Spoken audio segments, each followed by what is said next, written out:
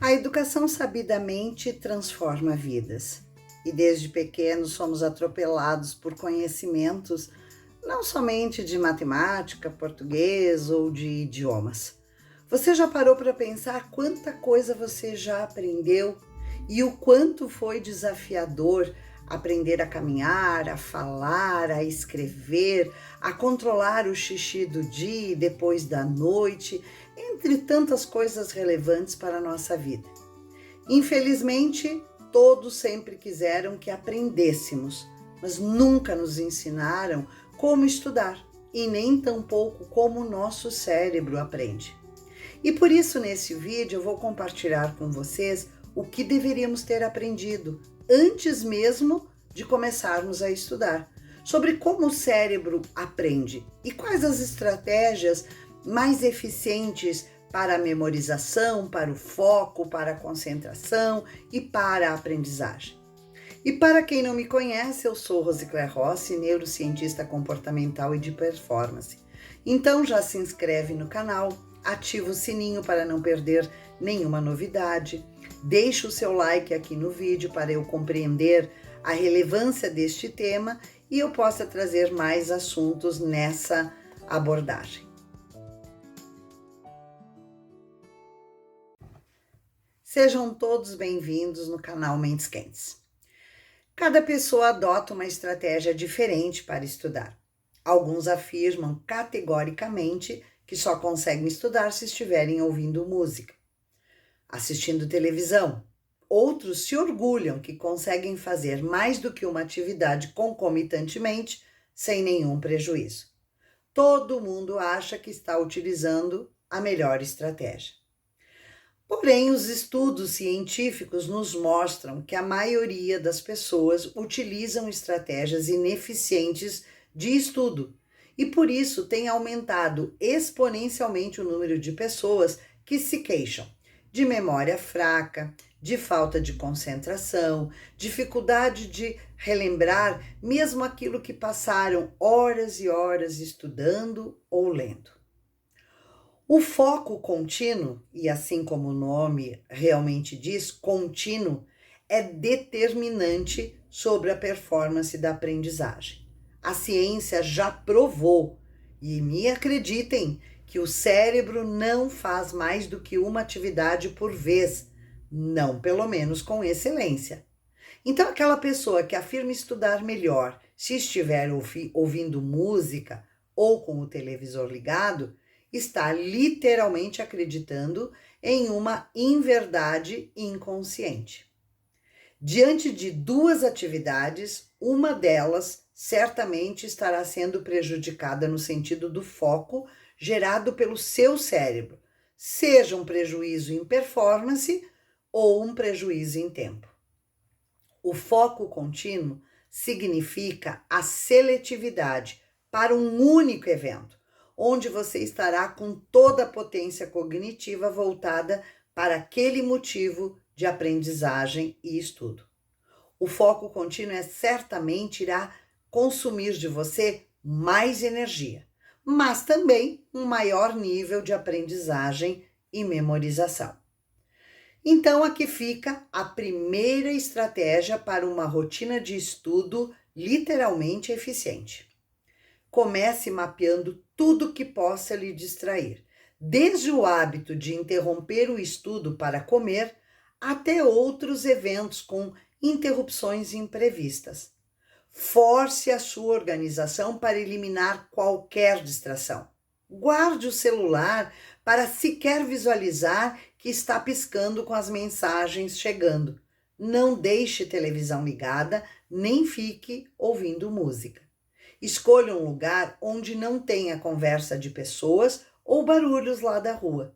Tire do seu campo de visão até mesmo aqueles objetos que lhe chamam a atenção, como um livro que você está lendo à noite, aquela caneta que você gosta de ficar mexendo, uma pilha de roupas que você sabe que deve guardar na sequência.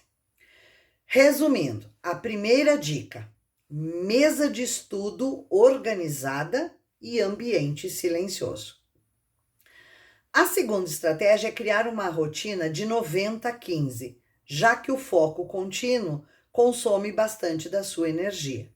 Então você se dedica no estudo por 90 minutos ininterruptos e descansa 15 minutos. Eu imagino que vocês já tenham ouvido esta regra por aí, mas o que poucos explicam e que é o maior segredo dessa estratégia é sobre os 15 minutos de descanso. Neste tempo, você não pode focar em outra atividade que também consome energia. Então você não pode responder mensagens de WhatsApp. Se quer guardar aquela pilha de roupa ou resolver alguma questão com a sua mãe, você precisa literalmente descansar a mente. Quem sabe dar uma caminhada até a varanda e respirar um pouco de ar puro, fazer um leve alongamento, quem sabe preparar e tomar um chá ou suco. Esta pausa, se você ficar divagando, sem atropelar mais foco em outra atividade, fará com que aquilo que por durante 90 minutos você se focou, irá agora sim se consolidar na memória. A terceira estratégia, que é uma regra para muitas condições de performance, é toda manhã ao acordar, antes de qualquer coisa, se expor por 10 a 20 minutos à luz natural. Vejam que não pode ser luz artificial, nem lâmpadas, nem celular. Os olhos irão capturar melatonina, entre outras substâncias que ativam alguns circuitos do cérebro importantes para o foco e para a memorização. A luz natural nas primeiras horas da manhã, mais precisamente antes das 9 horas, gera a energia que precisamos para todo o nosso dia, sobretudo para os estudos com disposição e concentração. E a quarta e última dica, que encerra com chave de ouro a aprendizagem, é a motivação. Mas calma, que aqui eu não estou dizendo que a pessoa deva estar alucinada por aquilo que tem de estudar, estar maravilhada com o tema, querendo devorar os conteúdos. Nem sempre isso acontece ou quase nunca acontece. Mesmo assim, a motivação é arsenal para você aprender, e eu vou explicar como isso acontece. Trata-se de uma motivação guiada, sem que lhe traga aquele prazer imediato ou uma vontade incontrolável de estudar e de não parar de estudar. Eu digo que é guiada porque você irá encontrar motivação focando no processo de aprender e até de se surpreender com a capacidade que tem de entender aquele conteúdo, de testar-se, comprovar que você conseguiu relembrar e aplicar o tema estudado. Nós assimilamos informações pela audição quando as ondas sonoras são captadas pela orelha externa, que inclui o pavilhão auricular e o canal auditivo. Essas ondas sonoras são direcionadas para o tímpano, fazendo com que ele vibre. Os sinais elétricos gerados pelas células ciliadas são transmitidas pelos nervos auditivos até o nosso cérebro. Estes sinais viajam através de várias estruturas do sistema nervoso central até chegarem ao córtex auditivo, que está localizado no lobo temporal do cérebro. Uma vez no córtex auditivo, os sinais elétricos são processados e interpretados. O cérebro decodifica as informações sonoras, identificando características como frequência, intensidade e timbre.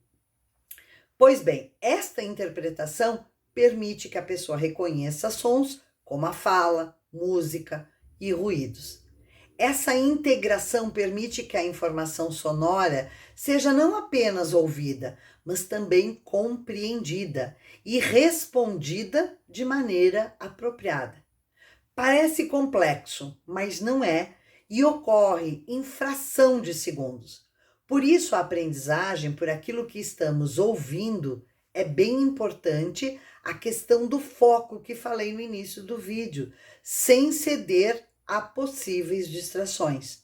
Bem importante que enquanto você ouve uma explicação, assiste um vídeo, uma web aula, possa fazer anotações a cada 2 ou 3 minutos de uma palavra-chave ou uma pequena expressão que lhe remeta a uma parte do conteúdo, para posteriormente reforçar a memória e a compreensão daquilo que você ouviu. Sem sombra de dúvidas, o meio mais indicado para a aprendizagem não é o que se ouve, e sim o que se lê. Durante a leitura, o cérebro começa a interpretar as informações de forma imediata. Isso também envolve a decodificação do texto e a construção de significados com base no que foi lido. A compreensão é facilitada por um vocabulário rico que você possa ter e pela familiaridade com o tema. Então tenha sempre à mão um dicionário para buscar palavras que você desconhece e amplificar seu vocabulário e não prejudicar o conhecimento por desconhecer alguma palavra.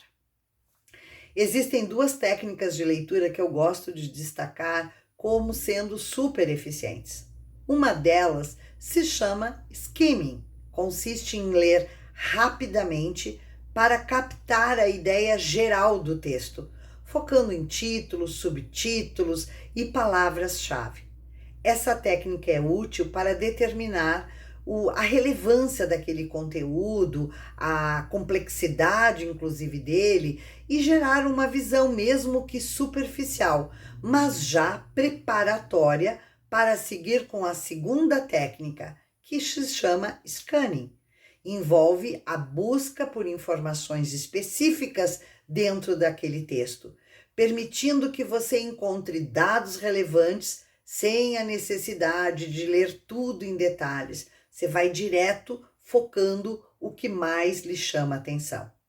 Isso parece bem familiar se o conteúdo que você estuda é dissertativo, mas quando o tema é mais técnico e mais matemático, parece que as técnicas não são eficientes, mas eu lhes garanto que também é. As pesquisas demonstram que a grande dificuldade das pessoas com temas matemáticos não são os números, e nem tampouco a possibilidade de aplicar fórmulas, mas sim a interpretação de um enunciado que, na sequência, irá lhe permitir aplicar uma equação ou uma fórmula.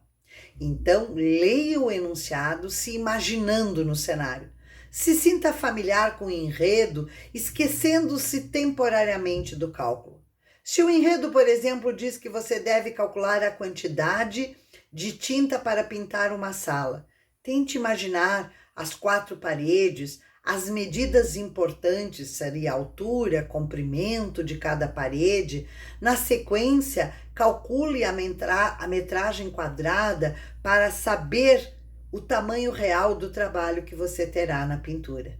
Sentindo-se dentro do exercício, fica mais fácil visualizar o que precisa para só então partir para o cálculo. Para estudar é preciso aprender a estudar.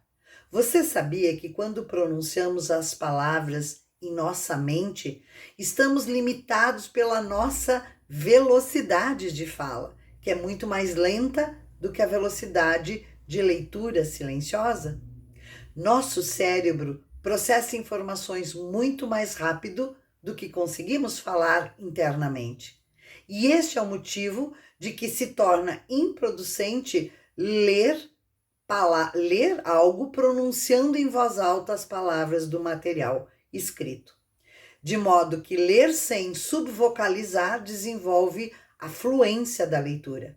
Ao não pronunciar mentalmente cada palavra, podemos ler grupos de palavras e frases de uma só vez, aumentando a velocidade e a compreensão.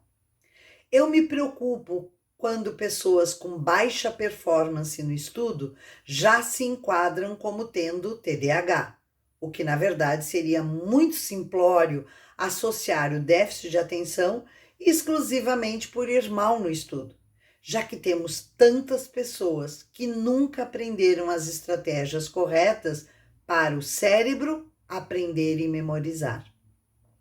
Fica aqui a sugestão de, antes de rotularem-se como portadores de TDAH ou buscarem um profissional para testar a patologia em vocês, tentem qualificar seu estudo dentro de um roteiro e uma estratégia eficiente e específica para aprender e memorizar.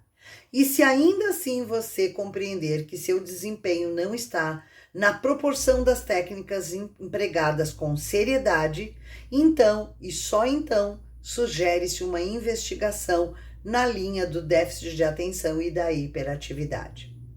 Eu espero que todos fiquem bem e que, sobre essa hipótese de alguma banalização patológica tão séria pelo simples fato de se embasar em comportamentos ruins que invariavelmente levam a baixos resultados, possam não ser uma doença específica, e sim talvez uma dificuldade de reconhecer estratégias e disciplinarem-se para aplicar essas estratégias e encontrarem performance nos seus estudos e nos seus trabalhos. Até porque performance não é apenas para estudante. Memorização, foco, também não é só na vida acadêmica. Isso acompanhará por toda a nossa vida a necessidade de performarmos. Espero que todos fiquem bem, que tenham gostado desse vídeo, que seja útil para você que possa ter filhos, amigos, irmãos, e que todos encontrem uma maneira correta de se concentrar, focar, memorizar e aprender. Nos encontramos certamente no próximo vídeo.